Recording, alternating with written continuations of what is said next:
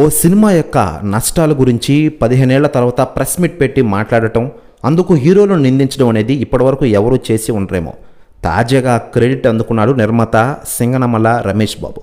2 దశాబ్దాల క్రితం చెప్పుకోదగ్గ సినిమాలు చేశాడు రమేష్ బాబు.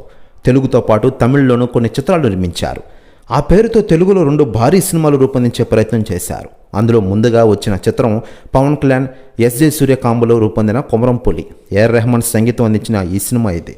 ఈ కాంబోలో ఆల్రెడీ కృషి వంటి ఇండస్ట్రీ హిట్ ఉంది కాబట్టి భారీ ఓపెనింగ్స్ వచ్చాయి. కానీ సినిమా డిజాస్టర్. అది కాక సినిమా కోసం 3 ఏళ్లకు పైగా టైం పట్టిందట. ఈ కారణంగా తను భారీగా నష్టపోయినన్నారు రమేష్ బాబు.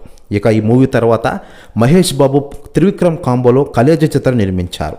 మరోవైపు రమేష్ బాబు తాజాగా ప్రెస్ మీట్ పెట్టి మరీ ఆ హీరోలపై అక్కసు వెలగక్కాడు. ఈ 2 సినిమాలు డిజాస్టర్ అయిన తర్వాత ఒక హీరో కూడా కనీసం పలకరించలేదని ఆవేదన పడ్డాడు.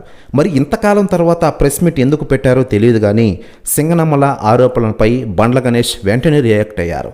సింగనమల రమేష్ గారు, మీరు సరిగ్గా సినిమాను ప్లాన్ చేసుకోకపోవడం మీ తప్పు. మీకోసం పవన్ కళ్యాణ్ గారు 3 సంవత్సరాల పాటు ఏ చిత్రం చేయకుండా కొన్ని వందల కాల్ షీట్లు వేస్ట్ చేసుకున్నారు. ప్రత్యక్ష సాక్షి నేను. దయచేసి ఈ విషయాన్ని రాద్ధాంతం చేసుకోకండి. ఇది కరెక్ట్ కాదు. ఇది బండ్ల గణేష్ ఎక్స్ ఖాతాలో చేసిన పోస్ట్. మొత్తానికి తన అభిమాన హీరోని అన్నాడని వెంటనే రియాక్ట్ అయ్యి ట్రూ ఫ్యాన్ను అని ప్రూవ్ చేసుకున్నారు బండ్ల గణేష్. మరి దీనికి రమేష్ బాబు రియాక్ట్ అవుతాడా లేదా చూడాలి మరి.